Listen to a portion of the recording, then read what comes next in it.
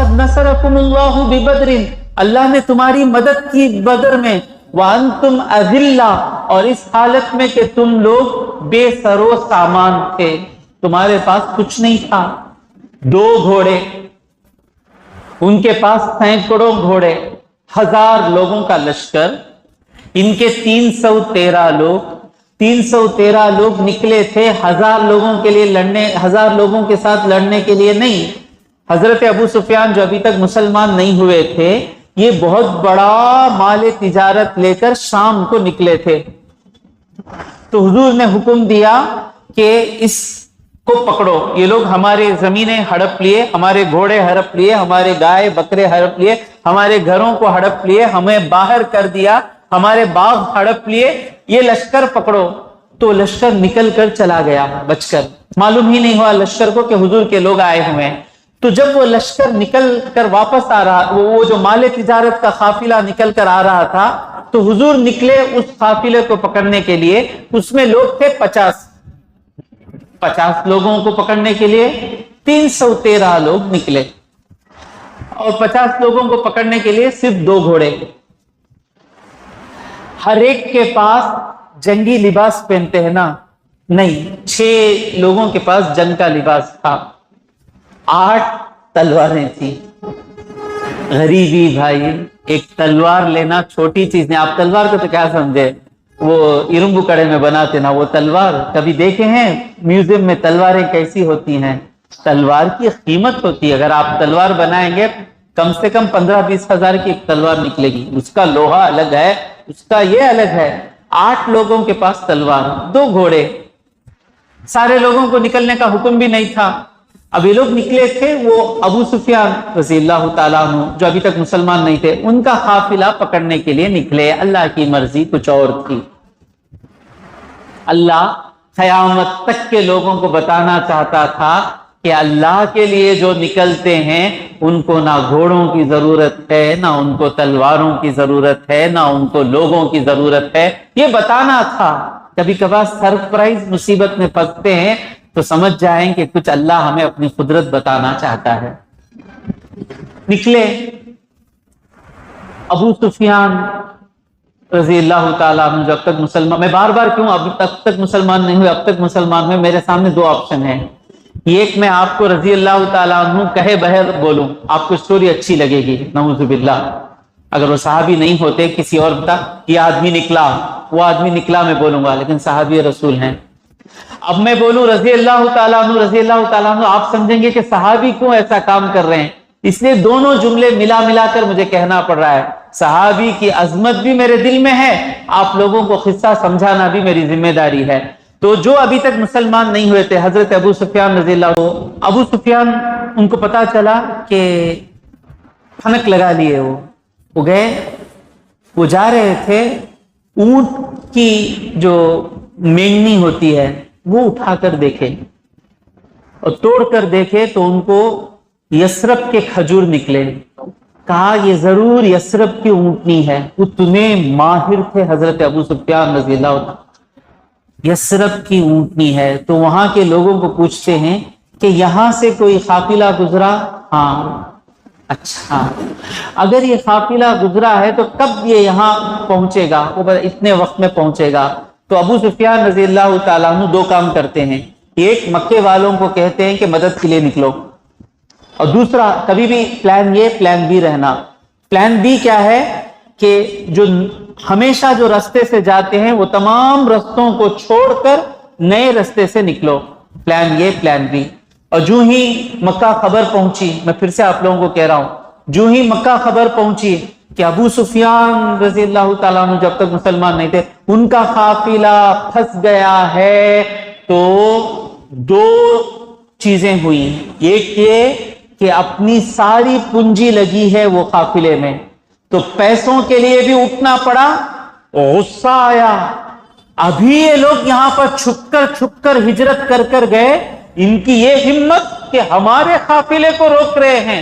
1000 لوگ نکلے پورے تلواروں لیتے ہوئے, سب کو نکلنا پڑا. لیکن مکے والوں کو ڈر تھا کہ پیچھے ایک بستی ہے جہاں ان کے دشمن رہتے ہیں, کہیں ان کو جب پتا چلے کہ سارے بہادر نکل گئے تو پیچھے سے وہ لوگ حملہ نہ کر دیں، تو چند بہادروں کو مکے میں رکھ دیے، جس میں خالد بن ولید رضی اللہ تعالیٰ عنہ جو اب تک مسلمان نہیں ہوئے تھے، حضرت عمرو بن عاص رضی اللہ تعالیٰ عنہ جو اب تک مسلمان نہیں ہوئے تھے، ایسے چند بہادروں کو چھوڑ کر سارے کے سارے نکلے۔ اب یہ جب نکلے تو اس میں ایک صحابی رسول ہیں حضرت عبداللہ بن سہیل رضی اللہ تعالیٰ عنہ، اور ان کے بھائی ہیں حضرت ابو جندل بن سہیل رضی اللہ تعالیٰ عنہ۔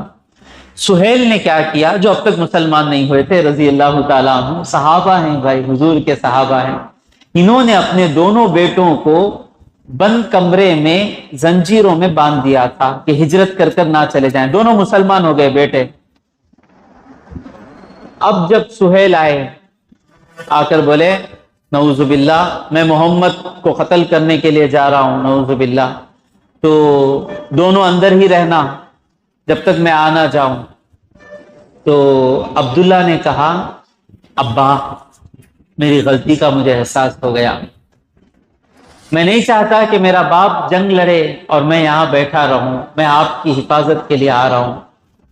اس نے کیا سچ کہہ رہے ہو؟ تمہاری باتوں میں آ کر یہ ابو جندل مسلمان ہو گیا، کیا تم سچ کہہ رہے ہو؟ ہاں ابا۔ کیسا تمہارا دل بدلا؟ اگر محمد صلی اللہ علیہ وسلم کا خدا سچا خدا ہوتا تو اتنے دن میں زنجیروں میں نہیں رہتا۔ مجھے معلوم ہو گیا آپ صحیح راستے پر ہیں ابا، میں آپ کے ساتھ جنگ کے لیے نکلنا چاہتا ہوں۔ تعجب بولے، ابو جندل کو پوچھا، ابو جندل جس نے تجھے اسلام کی طرف بلایا وہ سمجھ گیا ہے؟ حضرت ابو جندل لا حول ولا قوت الا باللہ العلی العظیم پڑھ رہے ہیں۔ جن کا ایمان حضرت ابو جندل سے زیادہ ہے وہ اچانک ایسی باتیں کر رہے ہیں، اور میں اندر ہی قید، میں بیڑیوں میں رہوں گا، آپ لوگ جانا ہے جاؤ۔ جب نکل رہے تھے تو حضرت عبداللہ آتے ہیں، آ کر کہتے ہیں ابو جندل باپ کی زنجیروں سے نکلنے کا سنہرا موقع ہے، میں کیسے صبر کر سکتا ہوں کہ میرے حبیب جنگ لڑ رہے ہوں اور میں یہاں بیٹھا رہوں؟ حضور پر آنچ نہیں آئے گی، میں جاؤں گا اور تم جا کر وہاں سے ادھر چلے جاؤ گے؟ ہاں وہاں سے ادھر چلا جاؤں گا، تم آؤ، تمہارا جگر میرے پاس نہیں ہے، میں یہیں پہ رہتا ہوں۔ تو حضرت عبداللہ پہنچے، جب دونوں صفیں سامنے سامنے ہو گئیں، حضرت عبداللہ یہاں سے نکل کر حضور کے پاس چلے گئے۔ کیا نصیب ہے دیکھیں حضرت عبداللہ بن سہیل، نئے نئے صحابہ کا نام معلوم ہو رہا ہے، حضرت عبداللہ بن سہیل رضی اللہ تعالیٰ عنہ، حضرت عمر کے ساتھی، حضرت عمر سے پہلے مسلمان ہونے والے۔ تو اور چند لوگ مجبوری سے آئے تھے، نکلنا پڑا۔ حضرت عباس وہ نہیں آنا چاہتے تھے، آنا پڑا۔ خالد بن ولید کے بھائی ولید بن ولید کو مجبوراً آنا پڑا، چند لوگوں کو مجبوراً آنا پڑا۔ اب یہ دونوں میں تفصیل سے پہلے بتا چکا ہوں، میں مختصر بول کر نکلتا ہوں۔ اب یہ دونوں صفیں آمنے سامنے ہو گئیں، جنگ شروع ہونے والی ہے۔ حضور اکرم صلی اللہ علیہ وسلم دیکھتے ہیں اگر ایک یہاں جو 313 انسان ہیں اور ان کی جو طاقت ہے، دنیا کی جو طاقت ہے، ان کے جو گھوڑے ہیں، ان کے جو تلوار ہیں، اور ان کی جو طاقت ہے، ان کے جو تلوار ہے، اگر ان دونوں کا ٹکراؤ ہو 1 گھنٹے 1.5 گھنٹے میں مسلمان ختم ہو جائیں گے۔ اگر اسباباً دیکھا جائے، ریسورس کے بنیاد پر دیکھا جائے، 1 گھنٹے میں مسلمان ختم ہو جائیں گے۔ اب مسلمانوں کو کون بچا سکتا ہے؟ اللہ تبارک و تعالیٰ۔ تو حضور اکرم صلی اللہ علیہ وسلم گڑ گڑاتے ہیں اللہ کی بارگاہ میں، اللہ تیری مدد چاہیے۔ حضور اکرم صلی اللہ علیہ وسلم ہاتھ اٹھا کر دعا کرتے ہیں اور کہتے ہیں اللہم انجز لی ما وعدتنی، اے اللہ تو نے جو مجھے وعدہ کیا وعدے کو پورا کر میرے مولا۔ اللہم ان تہلک ہذہ العصابۃ، اگر یہ جو میرے 313 کی جماعت ہے، اگر یہ جماعت ہلاک ہو گئی من اہل الاسلام، مسلمانوں کی، لا تعبد فی الارض، میرے مولا تیری عبادت نہیں ہوگی، زمین میں تیری عبادت ہونا ہے تو ان کو زندہ رہنا ہے۔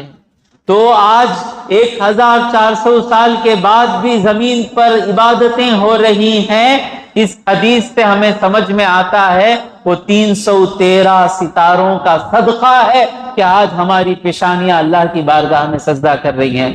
حضور کا لفظ دیکھیں، اے اللہ یہ لوگ اگر آج مر گئے یا ہلاک ہو گئے، شہید ہو گئے تو تیری عبادت زمین میں کبھی نہیں ہوگی۔ تو آج زمین پر عبادت ہو رہی ہے تو کس کا صدقہ ہے، کس کی مدد ہے؟ وہ 313 بدری صحابہ کیا صدقہ ہے۔ تو اسی طرح کرتے رہے تو ابو بکر صدیق، حضور کی چادر گر گئی، رو رہے ہیں، ایسا مانگنا اللہ سے، ایسا مانگنا، گڑ گڑانا۔ تو حضور کی چادر گر گئی، حضور کو کیا اللہ کو بھروسہ نہیں ہے؟ زیادہ بھروسہ ہے۔